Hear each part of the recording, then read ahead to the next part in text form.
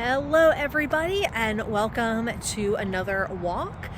Today I am here in Largo. I had an appointment and I finally had a gap this week that I was able to go for a walk. So today we are at one of my favorite parks, Eagle Lake Park. One of the reasons I love this park is the size of it. Here we have a 3/4 mile marker for the fitness walking trail. And not only do they have this nice big path in the park, but they also have a lot of kind of off-roading trails. So it's a great variety of different types of paths here, something for everybody. And we're going to explore a bunch of them today. We have about an hour to kill, so we'll see how far we can get in an hour. Now, last time I came to this park, I was primarily focused on geocaches, and I walked the entire park. But today, I'm going to focus just on the southern half. And as you can see, there is a great variety. Like I mentioned earlier, here we have a boardwalk. And just be advised, if you want to come here to do the boardwalks, they don't allow dogs or anything with wheels on them. This little bird down here was trying to catch a fish, but it got away from him. And it was crazy, he just came out of the bushes too. Now as I come along the end of this boardwalk, you can kind of see what's going on in the heart of the park here. So we have another path over here. We have a lot of robins. Oh, that's interesting. For personal reasons, that's really interesting that there's a lot of robins. We have some pavilions here. Up ahead, you can see all of the cars that are parked as well. There are quite a few parking areas in this park. And that building that you see there is also a restroom. This is called Fishing Pier 1. Go either way. There are lookouts any way you go, so we'll go to the right first.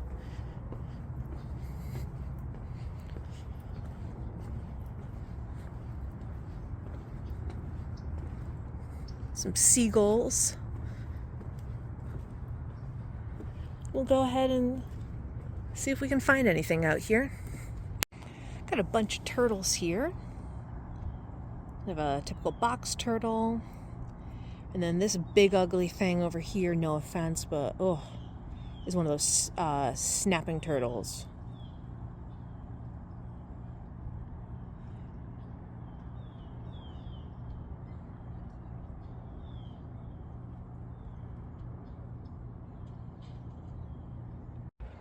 And these seagulls just don't really care too much how close you get to them.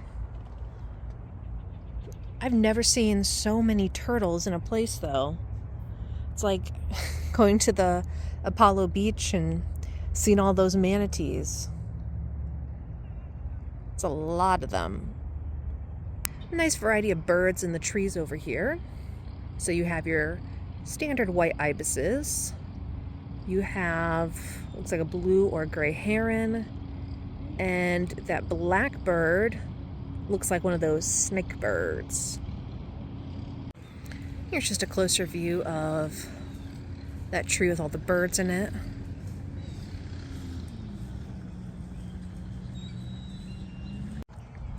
Walking down this way, lots of really nice oak trees here.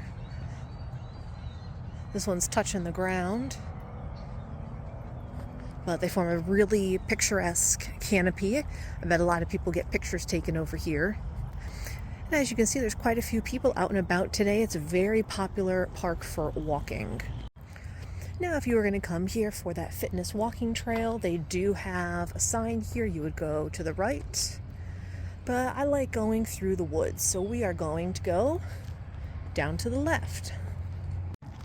Now up here we can stay on the paved trail on the left or go off-roading a bit to the right.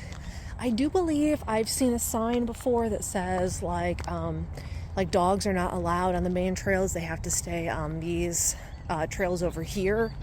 if I see that sign, I'll show you. I haven't seen it yet.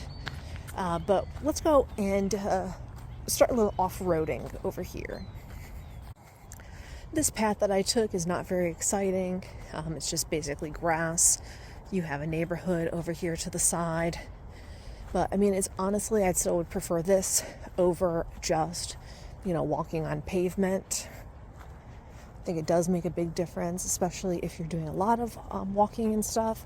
The pavement does definitely add up on your knees and your joints. So walking on the grass is definitely a bit of a reprieve. One really cool thing is there's also this back entrance. So if you live in these neighborhoods, you can enter the park from back here. And up ahead, there is a person walking a dog sign. Here it is, too. Dog owners are required to clean up. But over here, and so this was the sign I was thinking about earlier in the video. So from this entrance, you have the paved trail, and then now you can start seeing other trails within this park system. You can't really see anything, but over there they are cutting down some trees, doing some limb management right through here. I'm sure this park got hit pretty bad from the hurricanes as well, but so far the trails look absolutely great. We're now on this main outer loop. So we're right next to this road over here. Just want to show you again some of the trail conditions. To me, again, it's not anything super spectacular, but anytime you can get off pavement and into the trees, I just really enjoy it.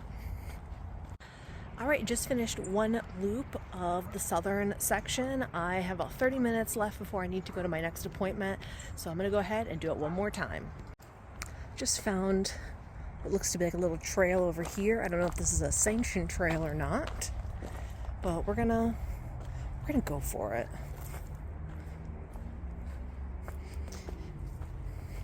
And if you've seen some of my other videos, like sometimes I reference like a single track. So this would be considered a single track, okay? If you look at my feet, that's about how wide the path is. So, for example, my Little Manatee River State Park video, if you watch that, I was talking about that lady that just had her head down and didn't want to acknowledge or anything. But you have to remember, you're passing on a trail as narrow as this, and there's brush on both sides. So in order to pass each other, somebody has to literally get off the trail and move out of the way. So just think about that. If you watch that video, hopefully that clarifies that comment that I had made.